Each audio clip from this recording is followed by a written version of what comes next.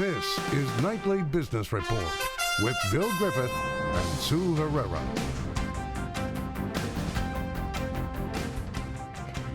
Good evening, everyone, and welcome to this special edition of Nightly Business Report. April, if you don't know, is Financial Literacy Awareness Month that's devoted to teaching Americans how to establish and maintain healthy financial habits. And that is a little bit of what we're hoping to do tonight. So we start with a few statistics for you. According to the Federal Reserve, 40% of Americans don't have even $400 set aside for an emergency. 25% have nothing saved for retirement. And a recent survey by CNBC and financial technology firm Acorns showed that more than a third of the respondents don't make enough money to meet their needs and to save. By the way, NBC Universal and Comcast Ventures are investors in Acorns. Comcast is the parent company of CNBC, which produces this program. So, as you heard from Bill, the problem is complex. It's not a simple one to solve. But we invited Reed Fresa, a financial planner at Highland Financial Advisors, to help us tackle that. So, Reed, always nice to have you here. Thank you, Sue. Bill? Let's start with the basics. Why is it so important to start, one, early, and also learn about financials? Financial literacy is actually so critical. It gives you the basic tools to do your own financial planning. We believe financial planning is really the way for you to realize financial progress and freedom.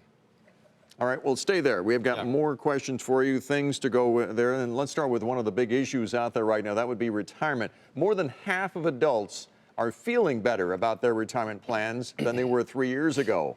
And yet, saving for retirement ranks as the overall top personal financial concern. And that's especially true for those between the ages of 45 and 64. And given those numbers, we've asked Bob Pisani to dig a little bit deeper into the state of retirement, and here's what he found. Do you know where your retirement is? Americans can certainly use help. Baby boomers in particular, that's me. We've not saved nearly enough for retirement. We're going to live longer than most of us think, and if the trends continue, some of us are going to run out of money before we die.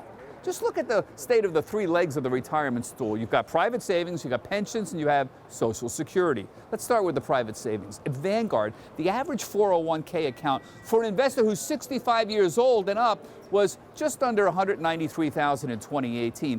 But that number is inflated by a small group of super savers. The median balance, half have more, half have less, for the age group is $58,000 for 65-year-olds. Try averaging that over 20 years, say. Most Americans are expected to live into their 80s, remember, so you're not pulling out a lot on a yearly basis. 5% of that, maybe a year, that's $3,000. Let's look at pensions. The state of those who have pensions aren't much better. The median private pension last year was only about $9,000 a year. Finally, there's Social Security. In 2018, average Social Security check, about $1,400 a month.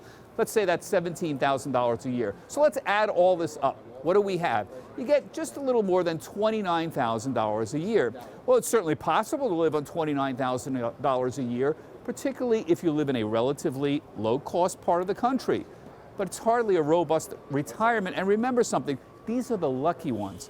A study by the St. Louis Federal Reserve found that only 27% of households have a defined benefit plan, that's a pension plan, and only 1/3 have a defined contribution plan, that's like a 401k. That's not a lot of people. For Nightly Business Report, I'm Bob Pisani at the New York Stock Exchange. So, Reed, what do we do here? How does your retirement plan change as you age, 20s, 30s, 40s, and so forth? Well, I think the important thing is that people need to get started early, obviously. Most importantly is when you're young, 20s and 30s, time is on your side. You really need to have minimum 70 to 80% in equities. That may continue on for the rest of your life, but it's really important to get started with investing early on. As you get older, you need to be aware of the fact that at least 25 to 30% of your portfolio has to remain in equities just to keep pace with inflation. Yeah, and you know, you say keep up with inflation, but we've been in a relatively low inflation environment, which has made it a little bit more challenging for some people in the market. But you've got to stick with it. You have to have that overall plan and invest consistently, right? That's right, Sue. Even at low 2.5% inflation, in about 24 years, you're going to double your standard of living. in about 12 or 14 years, it's going to be 50% higher. So inflation is insidious. It's there. It's a risk that you constantly have to be aware of. As you're reducing the equity exposure as you age, where does that money go, especially in a low interest rate environment? So that's a very subjective thing. There's no absolutes. People used to think that as you got older, you'd reduce your equity and increase it with bonds. Right. That's kind of an antiquated way of approaching portfolio management. Today, you want to think of total return. That's your capital appreciation in addition to your dividends and interest. So many people, as they become more comfortable with stocks and they understand how markets work, again, this comes with financial literacy and understanding, they can tend to take on and maintain that equity into retirement. What about using baskets, where maybe you have a little bit more diverse portfolio, and you're not doing as, even if you're working with a financial planner, you're not picking individual stocks. Does that raise the comfort level for some people as they get closer to retirement? Absolutely. Diversification is a basic concept within mutual funds and ETFs. Basically, what you're doing is you're eliminating two big risks, business risk and industry risk. What you get rewarded for is market risk. And market risk is where really 70 to 80% of your returns are going to come from anyway. So that's a really prudent way to buy into the equity market. However, you need to understand your own risk tolerance. Yes. And people's stated risk tolerance can be very different from the one that they put into practice once the market turns against them. Absolutely. That's the art of the art and science of financial planning. The art is trying to understand the client and work with them over their expectations. But the reality is that through financial literacy, education, knowledge. Remember there was a clothing company in the New York area that said, the educated consumers are best customer.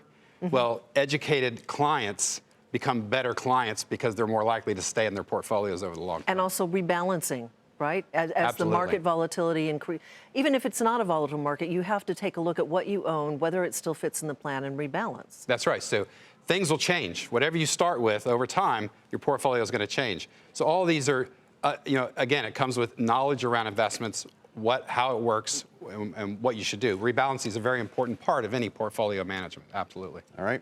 Again, stay there. Yep. Okay. We've got a lot more ahead for you. Yes, we do. Thank you. We're going to turn to Washington now, though, and retirement may actually be one area where Republicans and Democrats can actually agree. As Elon Mui reports, the two parties are working together to make changes to some very popular savings plans. Capitol Hill is considering the biggest piece of retirement legislation in more than a decade, and it actually stands a pretty good chance of becoming law. It's called the Secure Act, and the goal is to expand access to private retirement savings, especially for people who work at small businesses. It's packaging them all into a comprehensive piece of legislation that would address many of these little issues that have cropped up over the years where solutions have been offered to try to increase the ability of workers to save for their retirement. This bill allows small businesses to band together to offer 401k plans to their employees. It repeals the maximum age for IRA contributions, which is currently 70 and a half. It also requires companies to allow long-term, part-time workers to participate in 401k plans. It also lets you withdraw from your IRA for a birth or an adoption without a penalty. And there's a provision that expands the use of 529s to pay for homeschooling or private schools, or even to pay off your student loans. The House is expected to vote on this bill soon, and it's got the backing of top Democrats and Republicans. GOP Congressman Mike Kelly is one of the co-sponsors. We are sent here by our folks from back home to act in their best interest, not in our best interest or our party's best interest, but in the best interest of the people, which to me is the real reason all of us come to Washington to serve. The Senate has been working on a similar proposal. Experts are calling it practical, common sense legislation.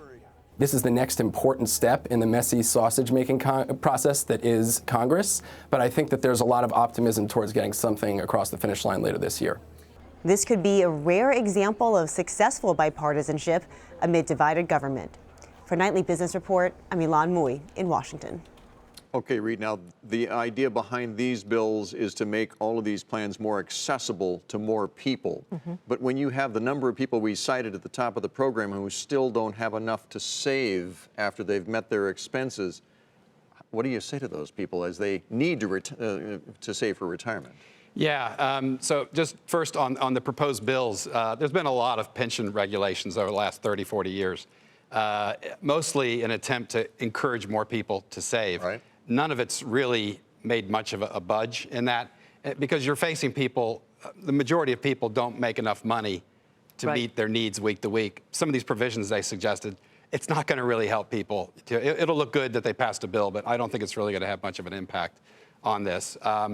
But what people need to start thinking about is, if you are living paycheck to paycheck and you need to find money to start saving, obviously retirement is the most important goal you should have. But you need to start with an emergency fund. You need to get to where you first have, say, 3 to 6 months of living expenses set aside just to give you the freedom to be able to do things like maybe change your career or something like that, to start doing this. So it starts with an understanding, and again, financial literacy, understanding your cash flow. And that is really, we never use the word budget. It's a negative word. It turns people off.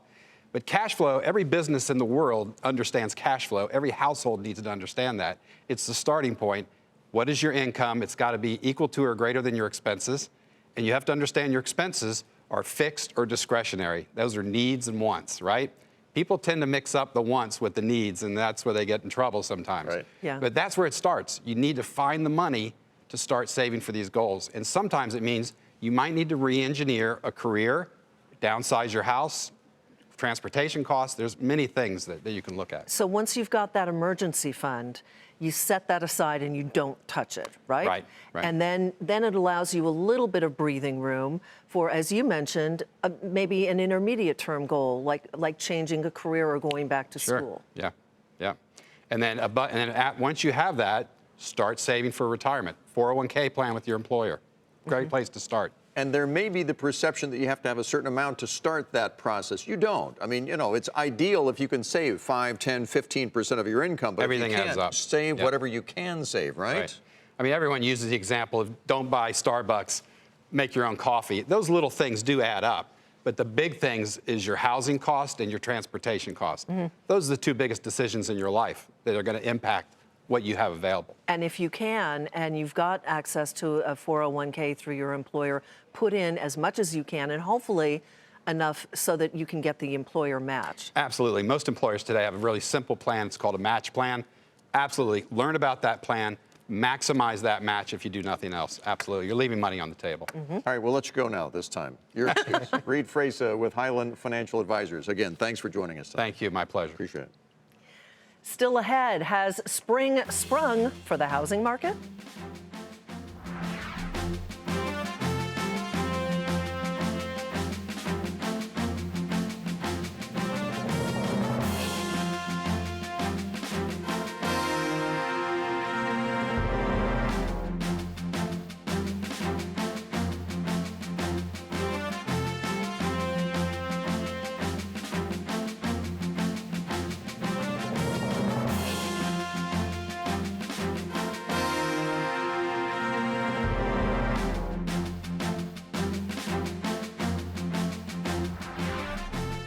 There has been a lot of talk about interest rates lately, and that matters because they affect everything from the interest that you receive on your savings account to the interest that you pay on a car or a home loan. I mean, in a nutshell, the higher the interest rate, the more you pay to borrow money. And as we learned, anything this spring is that its potential home buyers are very sensitive to any change in interest rates. Diana Olick has more for us. At a Sunday open house in Bethesda, Maryland, Go check it out. Go see. home buyers were taking advantage of warmer weather and lower mortgage rates. Everything's falling into place where interest rates are going down, the weather's nice, we have some houses to look at, and people are excited. Things were busy at this 5-bedroom colonial, but while the supply of homes for sale is a little higher than last spring, the market is still very competitive. It seems like there are fewer houses on the market that are more affordable, and it also seems that they go very quickly, so within the first couple weeks of showing. Tanya and her husband Matthew want more space for their young family. If we look towards the upper end of our price range, it seems like there's more options. Price is still clearly an issue. While the price gains in most markets are shrinking, the run-up over the last few years was dramatic, and even falling mortgage rates are not making up for it. The average rate on the 30-year fix saw a recent peak just over 5% last November, but then began falling slowly. It went to around 4.5% in February and then took a deep dive toward the end of March, only to bounce back up a bit right after. It is still, however, lower than a year ago. People have been on a knife's edge about whether they can afford a house, and lower mortgage rates mean more buyers. It has had an unusual effect. There's almost no slack in the system. Because wages haven't kept up with home prices, people are having to borrow the money. And when it gets easier to do that, we see more buyers. And that Bethesda home went under contract in just a few days, even though it was on the higher end. More higher-end homes are selling simply because there are more of them available. The good news is home builders are finally starting to focus on the entry-level market. For Nightly Business Report, I'm Diana Olick. Issy Romen joins us now to talk more about the housing market. He is the chief economist at Trulia. Issy, nice to see you. Welcome. Thanks for having me. My pleasure. Diana kind of laid out the interest rate scenario and the way that interest rates affect how people buy their homes or whether they buy a home.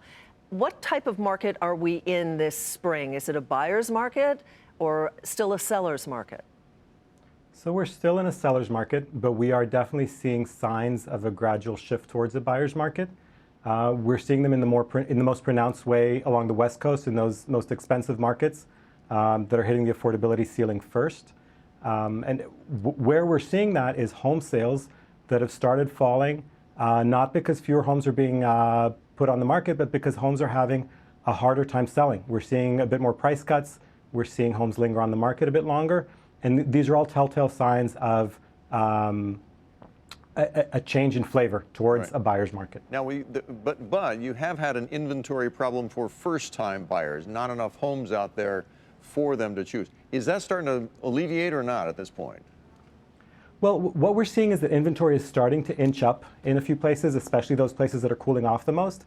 That's the good news. It does mean that buyers will have more places to go look at on the weekend. The bad news is it's not a greater flow of new listings onto the market. It's not that there are more new open houses each weekend. It's that last week's open houses are showing up this week again because they're not selling as easily. The other issue has been the cost of land and the cost of labor. So builders aren't putting new houses, regardless of whether it's the high end or the low end, on the market because they simply can't afford to do it or they don't have the workers to build them. That's right. New construction has not rebounded back to its levels in the early 2000s yet. We're still at below historic levels of new construction, and that has an outsized effect on inventory in general. Think of it this way. Every new unit that comes onto the market, a new home or a home that's vacated by someone who passes away, allows typically a trade-up buyer to move into that home and vacate their house, which then gets sold to another trade-up buyer and so forth. And these vacancy chains, as they're called, mean that every new unit that comes on the market instigates a whole sequence of additional houses that come online and provide that inventory. When new units are missing or smaller in number, we see overall inventory go down, including inventory of existing homes for sale. One last issue, property taxes. Some of those states that have the higher property taxes are starting to see their markets cool off because the demand is lower because the property taxes are not as deductible as they used to be, right? That's part of the issue, and it probably should go into the math that someone who's about to buy a home makes. My guess, though, is that the issue of the mortgage interest deduction being having a lower cap now and property tax deductions having a lower cap now isn't front and center on buyers' minds, at least not as front and center as prices themselves and affordability concerns, because these tax issues come into play 2, 3, 4, 5 years down the line when people do their taxes, not at the moment of home purchase. Issy Romen, thank you. Appreciate it. Issy is with Trulia. My pleasure. And coming up, the money game, a football pro tackles personal finance.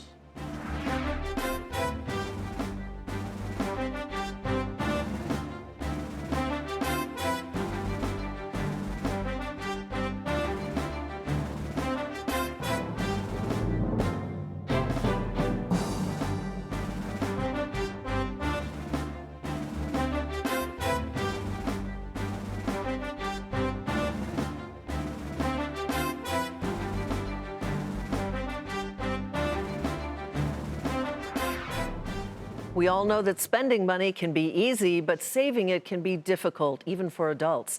Experts say one solution is financial education. It's a topic that Sharon Epperson is diving into tonight. She has 2 reports. Her first takes us to a school in Jersey City, New Jersey, where lessons about money are being taught at an early age.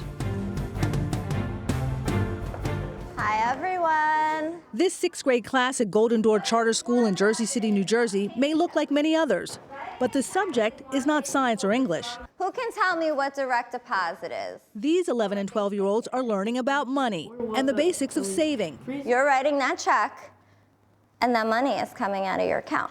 Spending. I heard you can get it in a lot of debt due to credit cards, so I'm gonna stick to cash too. And the cost of borrowing. I never heard of interest, so I kept on asking questions about it, and she would answer, and I'm like, oh. Some are sharing what they've learned with their parents. I paid more attention to what they purchase and what I purchase as well. And finding out for themselves how to secure their own financial future. It's something that has to stick with you for the rest of your life. It's something that helps you. New Jersey had some financial education standards in place, but a new law that goes into effect in September is taking those benchmarks a step further, requiring all school districts to teach financial literacy in 6th, 7th, and 8th grades, including topics this public school already covers. Most states have financial education standards in high school. Yet a recent report by the Brookings Institution found that only 28 states have financial education standards in lower grades, including middle school. Yet advocates say that it is essential to start teaching at a younger age so that young people will be able to better manage their money as adults. This is very important to have it taught in school. New Jersey Assemblywoman Angela McKnight, who co-sponsored the bill, which is now law, disagrees with skeptics who question whether financial literacy can be taught in a classroom. They will not forget it. This is a life skill. You do not forget a life skill. Danielle Traina agrees and looks forward to infusing financial education into her curriculum and having more teachers across the state do the same. I tell my kids all the time I wish that I had a teacher when I was in middle school who prepped me the way that they're being prepped. And they're really doing well, and I told them they should be proud of themselves because not a lot of schools teach this course, so they're ahead of the game. For Nightly Business Report, I'm Sharon Epperson in Jersey City, New Jersey.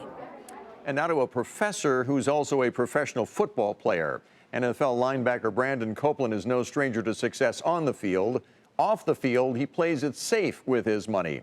And as Sharon reports, he's teaching others to do the same.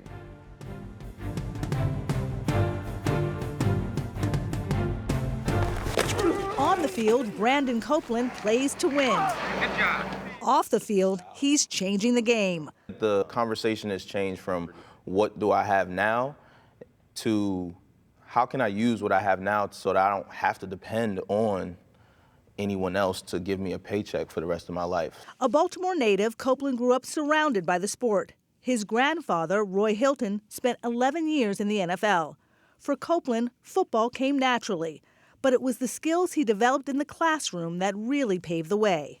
My grandfather made it cool for me to be smart, be educated, and push to get A's and B's. And it was that ethic that landed him at one of the most prestigious high schools around. I was fortunate to go to a high school called Gilman in Baltimore, and the head coach of my football team, he ran his own hedge fund. But as a young kid, I didn't know what he did, had no idea. I just knew that he was pretty well off. And so one summer I went to work for him. A summer that would help shape his future love of finance. He quickly learned that making money and understanding how to take it to make more would be his ticket to financial freedom. An ideology he fine-tuned when he attended the prestigious Wharton School of Business at the University of Pennsylvania. When you were with your teammates in high school and in college, and even now, do they talk about money, and do they understand the importance of really understanding how to manage their own money? The common denominator of most people in this world is we all talk about money, right? That's what we deem as successful and unsuccessful. The biggest money lesson I've learned is basically don't try to keep up with the Joneses. If that's not something of value to you, then don't chase it. And it's that lesson that Copeland wanted to share with others. A basic conversation about money that he said many are not being taught, even at the highest levels. So he reached out to his alma mater. He's now known at UPenn as Professor Cope. There's a difference between security deposit and an earnest money deposit, right? The premise of this class is to talk about stuff that you actually will use in your lifetime, right? And my goal is that you don't come to that decision for the first time and you're trying to learn on the fly. The course focuses on everyday finances, like how to budget yourself based on your salary. The basics, really. He co-teaches the class with Dr. Brian Peterson. At a certain point in time, I knew the tangent of a 45-degree angle. Me personally, I don't plan on using it. And if I have to use it, I'll break out a TI-84 or I'll Google the answer, right? Right. We have the cameras, so you just see us make a lot of money and then you see us lose it. But if you've never been taught how to budget, if you've never practiced that, you hone your skills, you gain those reps, but you give a 21-year-old kid $2 million and say, hey, good luck, you know, don't lose it. Now, players are talking about money, but not just talking about, oh, what I'm going to buy this or I'm going to get this. It's more about what are you invested in. So now your conversations with the teammates aren't just about what you're going to get, but how you're going to get there. Exactly. A lesson in life he hopes will help others change their financial game. For Nightly Business Report, I'm Sharon Epperson in Philadelphia. And again, it's Financial Literacy Month, Awareness Month, and one thing we've always learned is it's never too late to start. So the best time to start, tomorrow. Get started. And thank you for watching this special edition of Nightly Business Report. I'm Sue Herrera. I'm Bill Griffith. Have a great weekend, everybody, and we will see you again on Monday.